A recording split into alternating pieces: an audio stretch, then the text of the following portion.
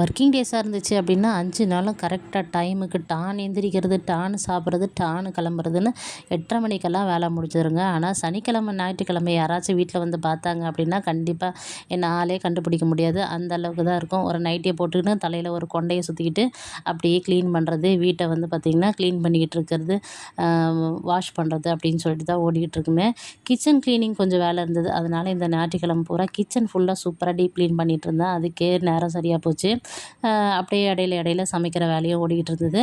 திங்கட்கிழமை காலையில் என்ன பிரேக்ஃபாஸ்ட் அப்படின்னு பார்த்தீங்கன்னா, பன்னீர் போட்டிருந்தேன். பன்னீர் கிரேவி செஞ்சுட்டு அதோட வந்து பார்த்திங்கன்னா சப்பாத்தி பண்ணியிருந்தேன். அதோட ஒரு ஒயிட் ரைஸ் பண்ணிவிட்டு தயிர் தாங்க தாளிச்சிருந்தேன். இதுதான் வந்து இன்றைக்கி மார்னிங் பிரேக்ஃபாஸ்ட். ரொம்ப சிம்பிளாக முடிஞ்சது. மதியத்துக்கு வந்து பார்த்திங்கன்னா அப்புக்குட்டி சப்பாத்தியே வேணும்னு கேட்டான். அதனால் சப்பாத்தியும் பன்னீர் கிரேவியும் கொஞ்சம் எக்ஸ்ட்ராவே போட்டு அமிச்சேன். ஏன்னா ஃப்ரெண்ட்ஸ் எல்லாம் சாப்பிடுவாங்கம்மா அப்படின்னு சொல்லியிருந்தான். சேரில் உட்காந்து இந்த சாக்ஸை போடுப்பா அப்படின்னா கேட்கவே மாட்டான். கீழே உட்காந்து தான் போடுவானுங்க. உங்களுக்கு சனி ஞாயிறு எப்படி போகும் அப்படின்னு சொல்லிட்டு மறக்காமல் கமெண்ட் பாக்ஸில் கமெண்ட் பண்ணுங்கள். தேங்க்ஸ் ஃபார் வாட்சிங். அடுத்த ஒரு இன்ட்ரெஸ்டிங்கான வீடியோவில் பார்க்கலாம்.